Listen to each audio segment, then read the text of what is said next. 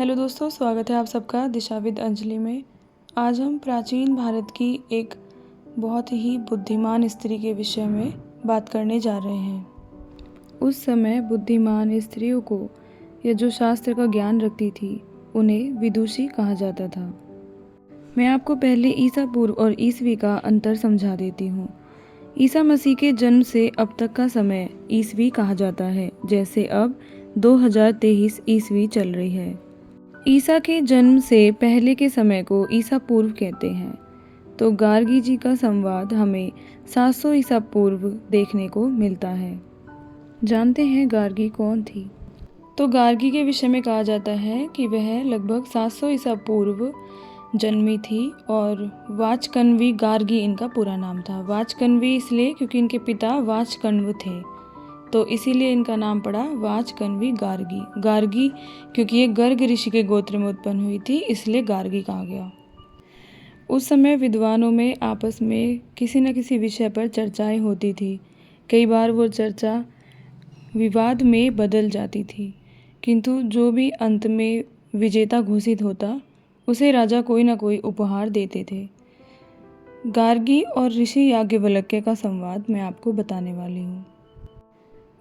उस समय राजा जनक एक घोषणा करते हैं कि जो भी यहाँ सबसे विद्वान व्यक्ति सिद्ध होगा, मैं उसे 1000 गायों को सौंप दूंगा और 1000 गायों के सींग जो होंगे वो स्वर्ण के बने होंगे।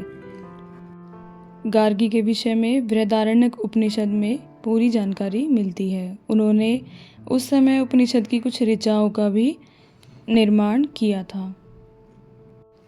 तो जब राजा जनक घोषणा कर देते हैं, उस समय ऋषि याज्ञवल्क्य बोलते हैं कि जाओ मेरे शिष्यों, उठो और इन गायों को अपने साथ ले चलो। शिष्य बोलते हैं, जी गुरुजी, जैसी आपकी आज्ञा। लेकिन सभा में बैठे और भी विद्वान इस बात से हतप्रभ रह जाते हैं। उनमें से एक विद्वान बोलता है, आप ऐसा कैसे कर सकते हैं? बिना किसी परिचर्चा के आप अपने आप को विजेता घोषित कर रहे हैं। याज्ञवल्क्य जी ने बोला कि जब यहाँ से कोई भी अपने आप को विद्वान समझकर किसी भी बात पर चर्चा करने को तैयार ही नहीं है, तो चर्चा होगी कैसे? हाँ, ये भी ठीक है कि हम में से कोई भी बहुत बड़ा विद्वान नहीं है, लेकिन अपने शास्त्रों पर जो भी कंठस्थता आपके अंदर है उसका प्रदर्शन करना यहाँ जरूरी है।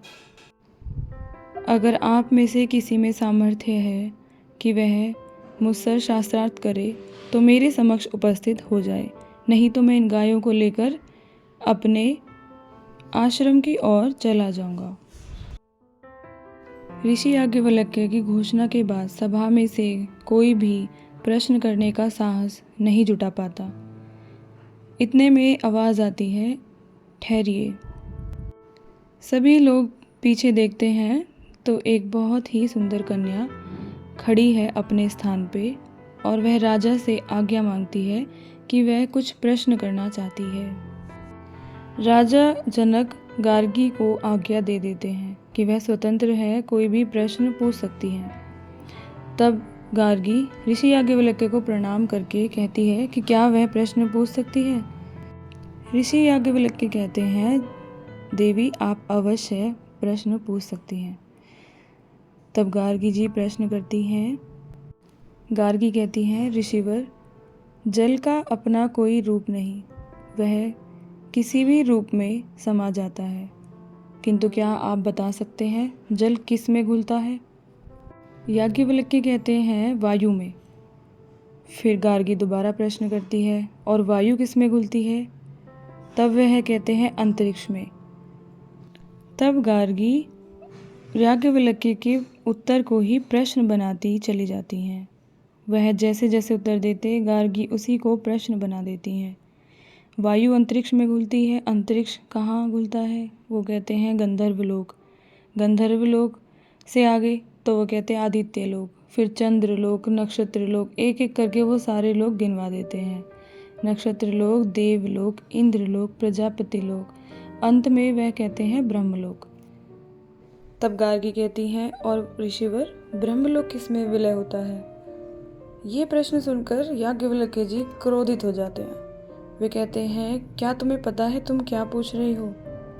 इतने भी प्रश्न न करो कि तुम्हारा सर फट जाए। वैसे तो यह प्रश्न इतना कठिन नहीं था। लगभग वहाँ पर बैठे सभी लोग इसका उत्तर जानते थे। ब्रह्मलोक यानी ब्रह्म का लोक। ब्रह्म वही जो आत्मा से भिन्न नहीं है। तो ब्रह्मलोक हमारे आत्मा के भीतर है। लेकिन याज्ञवल्क्य को यह बात बुरी लगती है कि वह उत्तर का ही प्रश्न बना रही है। तब गार्गी दूसरा प्रश्न करती है। वह अपने प्रतिद्वंदी यानी याज्ञवल्क्य से कहती है, ऋषिवर सुनिए, जिस प्रकार काशी और अयोध्या का राजा अपने साथ 2 अचूक बाणों को धनुष पर चढ़ाकर अपने दुश्मन पर लक्ष्य साधता है, वैसे ही मैं आपसे 2 प्रश्न पूछती हूँ। याज्ञवल्क्य ने कहा, हाँ गार्गी, पूछो। गार्गी ने पूछा, स्वर्गलोक से ऊपर जो कुछ भी है, पृथ्वी से नीचे जो कुछ भी है, इन दोनों के मध्य जो कुछ भी है और जो हो चुका है और जो अभी होना है, यह सब किस में ओतप्रोत है? गार्गी का पहला प्रश्न अंतरिक्ष और दूसरा समय के बारे में था। अंतरिक्ष और दूसरा समय के बाहर भी कुछ है क्या? नहीं है। इसलिए गार्गी ने बाण की तरह पहने इन 2 प्रश्नों के जरिए यह पूछ लिया कि सारा ब्रह्मांड किसके अधीन है। तब याज्ञवल्क्य ने कहा, एतस्य वा अक्षरस्य प्रशासने गार्गी, यानी कोई अक्षर अविनाशी तत्व जिसके प्रशासन में, अनुशासन में सभी कुछ ओतप्रोत है। गार्गी ने पूछा, यह सारा ब्रह्मांड किसके अधीन है? तो याज्ञवल्क्य का उत्तर था, अक्षर तत्व के। इस बार याज्ञवल्क्य ने अक्षर तत्व के बारे में विस्तार से उन्हें समझाया। तब गार्गी ऋषि के उत्तरों से बहुत ज़्यादा प्रभावित हुई। जनक की राजसभा में उसने याज्ञवल्क्य को परम ब्राह्मण इष्ट यानी कि जो ब्राह्मणों में प्रमुख है मान लिया। इसके बाद गार्गी ने याज्ञवल्क्य की प्रशंसा कर अपनी बात खत्म की। सभी ने माना कि गार्गी में जरा भी अहंकार नहीं है। गार्गी ने ऋषि को प्रणाम किया और सभा से विदा ली।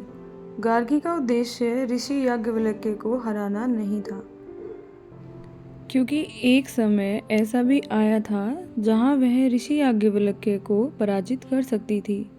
वह मूक हो गए थे और क्रोधित भी, किंतु गार्गी बहुत उदार थी और वह ऋषि की मर्यादा का मान रखते हुए अपने प्रश्न को बदल देती हैं।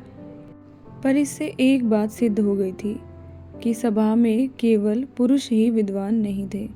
एक महिला, एक स्त्री भी थी जो बहुत सारे प्रश्न कर सकती थी, जिसको बहुत ज़्यादा शास्त्रों का ज्ञान था। इसीलिए आगे चलकर बृहदारण्यक उपनिषद की कुछ ऋचाओं का निर्माण करने का अवसर गार्गी को प्राप्त होता है। साथियों, यह सब अज्ञान है कि केवल पुरुषों ने वेद, पुराण और उपनिषदों की रचना की है। महिलाओं ने भी उसमें अपनी भूमिका निभाई है। केवल गार्गी ही नहीं, और भी विदुषी महिलाएं प्राचीन भारत में हुई हैं। जैसे स्वयं याज्ञवल्क्य की दूसरी धर्मपत्नी मैत्रेयी एक विदुषी महिला थी। लोपामुद्रा, अपाला, घोषा और भी विदुषी कन्याएं हुई हैं, जिनके विषय में मैं आपको आगे दूसरे वीडियोज़ में बताऊंगी। तब तक के लिए अपना ध्यान रखिए, शुद्ध और स्वच्छ जीवन जिए। मिलते हैं हमारे अगले वीडियो में।